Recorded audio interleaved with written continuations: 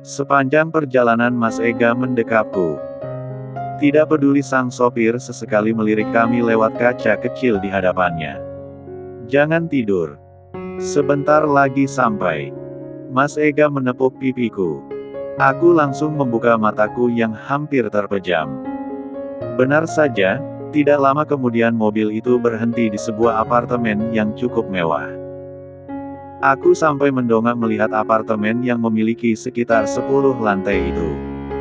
Pak sopir terlihat buru-buru keluar membukakan pintu untuk kami. Mas Ega membimbingku turun dengan sangat sabar.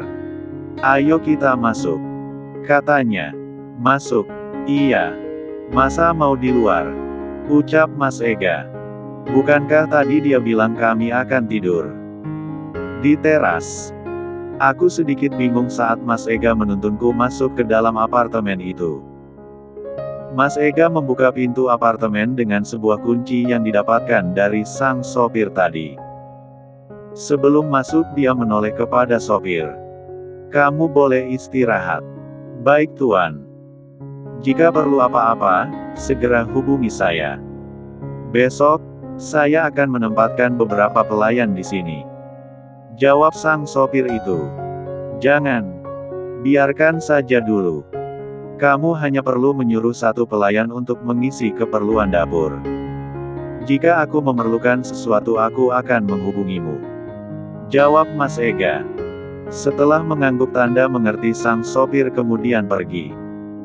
Belum sempat aku bertanya tentang kebingunganku dengan obrolan mereka tadi, Mas Ega sudah menarik tanganku.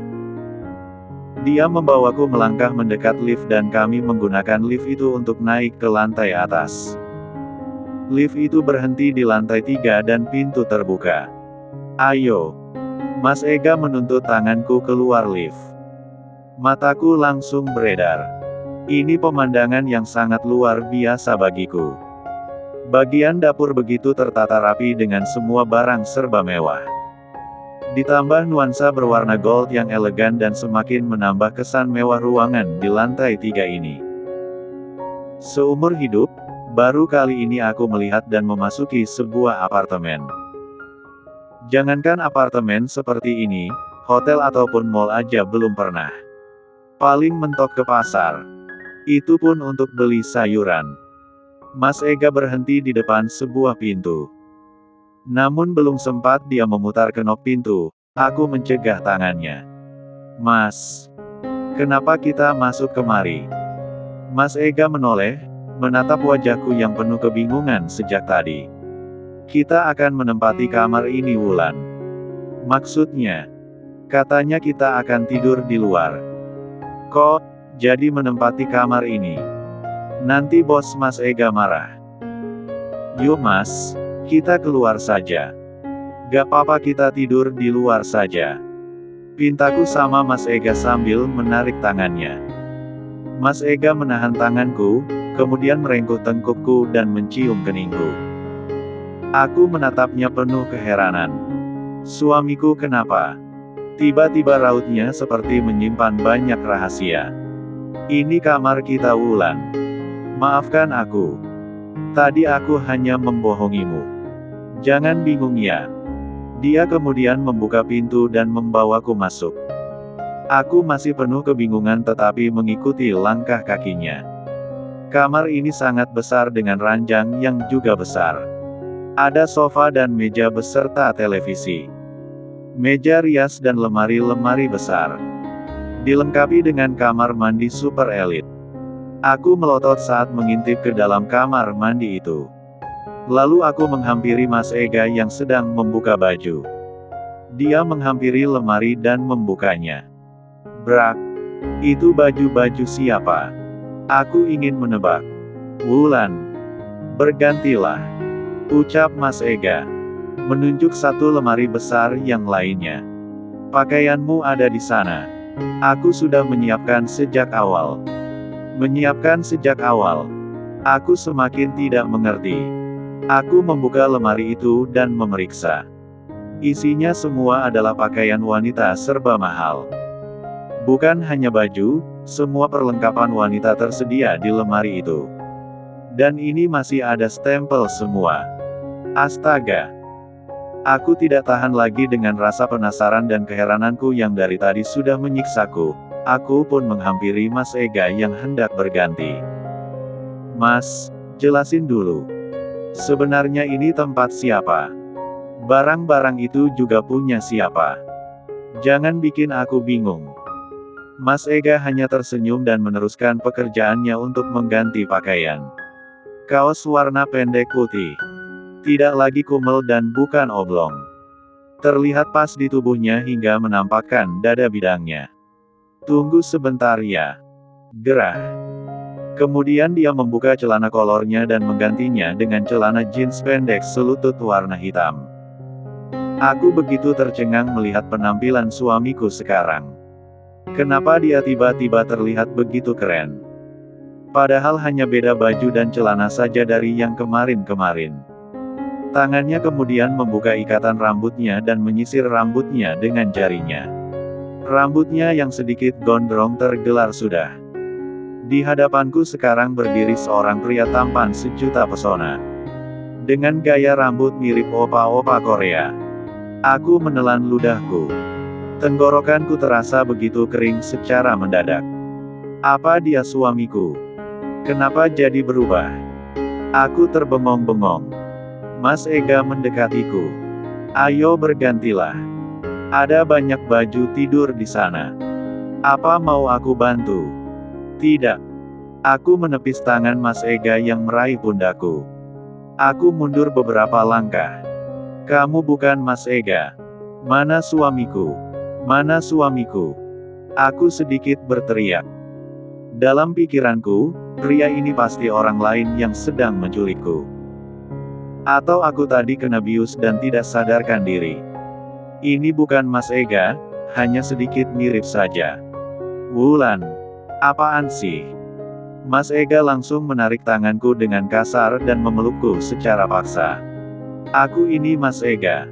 Suami kamu. Dari tadi keluar dari rumah ibu kan aku. Kamu ini. Dia mencubit pipiku. Aku berontak dari pelukannya dan kembali menatap pria itu dari ujung kaki hingga rambutnya. Mas Ega terkikik kecil dan meraih karet. Dia mengikat kembali rambutnya. Nih, Mas Ega kan?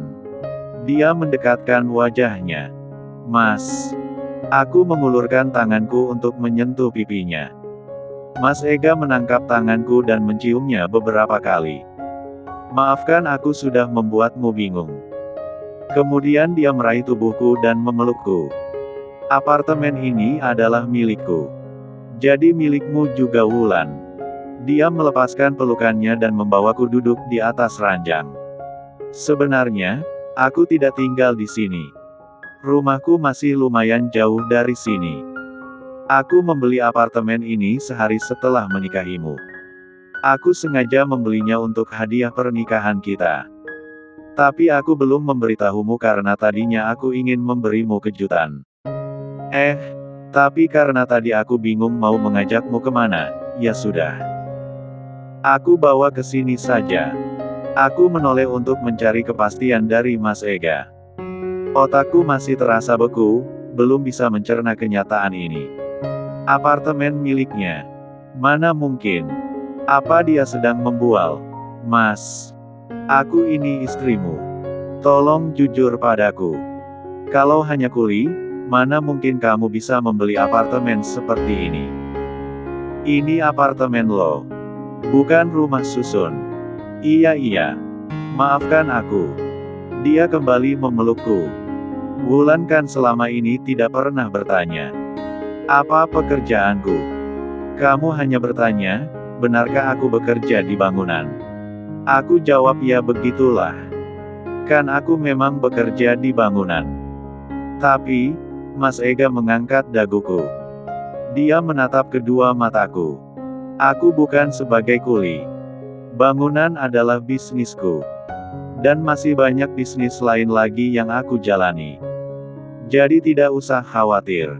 Aku mendapatkan apartemen ini dengan uang halal. Hasil jeripayahku, hasil keringatku sendiri. Jawabnya, cukup membuatku tersentak namun lega. Jadi Mas Ega pebisnis? Tanyaku agar lebih jelas lagi. Ya, ya. Pebisnis. Kamu membohongi keluargaku, Mas. Mas Ega kembali tersenyum. Tidak. Dia menggeleng. Kan yang menyangka aku kuli ibu kamu sendiri. Misal aku bilang kalau aku pengusaha atau pebisnis, memang mereka akan percaya begitu saja. Ya sudah. Aku jadi diam saja. Biar kalian tahu dengan sendirinya saja. Mendengar jawaban Mas Ega aku jadi marah dan memukul-mukul tubuhnya. Mas Ega tertawa-tawa sambil menangkis pukulan brutalku. Tega kamu, Mas. Setiap hari aku menangis, menahan rasa sakit hati karena mereka selalu menghinamu. Merendahkanmu dan kamu dianggap babu. Coba saja kalau aku tahu bagaimana kamu yang sebenarnya. Mas Ega menangkap tanganku. Kamu mau apa kalau tahu yang sebenarnya? Aku akan sedikit sombong pada mereka. Malam ini setelah kami selesai makan malam yang diantar seseorang tadi. Aku duduk bersandar di ranjang besar dengan ukiran yang indah. Kasur yang empuk, dan memangku bantal berbulu halus. Melirik baju tidurku yang sangat indah. Aku kemudian menatap suamiku yang masih sibuk di depan laptop. Entah apa yang dia lakukan dengan benda itu. Aku tadi sempat duduk di sisinya untuk mengintip. Tapi aku tidak paham sama sekali. Akhirnya aku memilih pindah tempat. Aku masih seperti bermimpi saat ini, seperti halusinasi atau seperti sedang bertransmigran ke negeri dongeng. Andai saja ini terjadi pada kalian, pasti kalian akan merasakan sama sepertiku. Kemarin malam aku masih tidur di kamar. Sempit dengan kasur yang sudah mulai mengeras. Selimut dekil meskipun sering ku cuci. Dengan seorang pria yang berpakaian dekil tidur di sampingku. Sementara sekarang yang di hadapanku adalah seorang pria tampan cool dan tajir dan dia itu suamiku. Mas Ega, suami dekilku. Aku masih sesekali menepuk pipiku untuk meyakinkan diri. Tapi memang ini kenyataan, dia adalah Mas Ega, pria yang menikahiku 1 bulan yang lalu. Pria yang terus dihina ibu dan keluargaku. Karena dekil, kumel dan pakaiannya hanya itu-itu saja. Tidak punya pekerjaan tetap dan tidak punya sanak saudara. Aku merasa marah dan kecewa. Kami sudah menjadi suami istri selama sebulan. Dan selama itu aku tidak tahu suamiku ini siapa. Dia tidak menceritakan sedikit pun tentang hidupnya padaku. Tidak. Ini bukan salah Mas Ega. Memang aku yang tidak pernah bertanya. Sebenarnya bukan begitu, aku tidak ingin banyak bertanya karena aku takut dia tersinggung. Terus terang aku iba dengannya. Bagaimana jika aku berada di posisinya? Tanpa sanak saudara dan pekerjaan tetap. Lalu diperlakukan tidak baik oleh keluarga mertua. Kalau menantu perempuan sih sudah biasa seperti itu. Ada banyak cerita yang ku dengar, jika seorang menantu wanita diperlakukan tidak baik oleh keluarga suami. Lebih tepatnya kakak ipar dan ibu mertua. Ada yang sampai bercerai karena tidak tahan dengan keluarga suami. Aku jadi takut tadinya untuk menikah. Beruntung sekali aku tidak punya mertua. Astagfirullah. Kenapa pikiranku curang sih? Kan kasihan sama Mas Ega, sudah tidak punya orang tua. Tapi jujur, pertama aku menikah dengannya, aku merasa duniaku sudah berakhir. Hatiku hancur berkeping dan setiap malam aku meratapi nasibku. Tetapi setiap melihat senyumannya yang begitu tulus dan menghangatkan, lama-lama ada getaran aneh setiap kali di dekatnya. Akhirnya aku berjanji di dalam hati untuk menerimanya. Menerima dia apa adanya. Semakin hari, kami semakin dekat. Banyak sekali kecocokan di antara kami. Dia tidak pernah marah dan tidak pernah mengeluh sedikit pun. Walaupun dihina atau disuruh-suruh ibu. Dia tetap tersenyum. Sampai di mana aku dibuat terharu, ketika kemarin dia menunjukkan sikap jantannya. Mas Ega marah ketika ibu hendak menyakiti. Suamiku ternyata Mako. Tegas dan punya harga diri. Hatiku benar-benar tersentuh dengan pembelaannya terhadapku. Lalu malam ini, aku sungguh tidak menyangka, jika suamiku ternyata bukan pria biasa yang semiskin pemikiran mereka. Aku terkikik dan mulai sedikit sombong. Kalau mereka tahu suamiku yang sebenarnya, apa mereka masih sanggup untuk menghina Mas Ega? Ku rasa ibu akan shock. Mbak Fitri kejang-kejang dan Dinda akan melongo. Dia yang selama ini membangga-banggakan calon suaminya yang katanya seorang pengusaha. Tetapi mau menikah saja sampai detik ini belum memberi uang sepeser pun kepada pihak wanita untuk membantu persiapan hajatan. Pengusaha model apaan? Oke. Aku mulai menenangkan diri. Tapi, tunggu dulu. Kenapa Mas Ega selama ini tidak berterus terang dan menutupinya dari kami? Ya meskipun aku tidak pernah bertanya, paling tidak katakan sedikit saja. Aku ini punya rumah Wulan. Aku ini bukan kuli. Aku punya mobil dan apartemen. Memikirkan itu aku jadi geram. Aku kembali mendekati Mas Ega. Mas. Iya Wulan. Dia menoleh dan menutup laptopnya. Maaf ya. Tadi ada sedikit kerjaan. Tapi sekarang sudah selesai kok. Tiba-tiba Mas Ega menarik tanganku hingga aku jatuh ke pangkuannya. Aku ingin bergerak turun tapi Mas Ega menahan tubuhku. Aku menatap wajahnya. Jantungku berdebar tak karuan. Padahal ini bukan pertama kalinya aku menatapnya.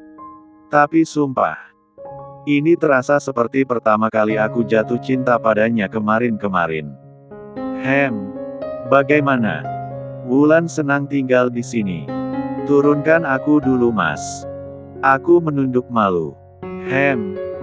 Mas Ega menurunkan tubuhku tapi tepat di hadapannya dan dia memelukku dari belakang. Menaruh wajahnya di leherku. Senang tidak? Kalau tidak, kita bisa pindah ke rumahku besok. Tapi agak jauh dari sini. Jadi aku akan sampai rumah, sedikit malam. Aku menoleh. Kan baru beberapa jam. Kita lihat nanti saja. Jawabku. Iya. Baiklah. Apa sudah mau tidur?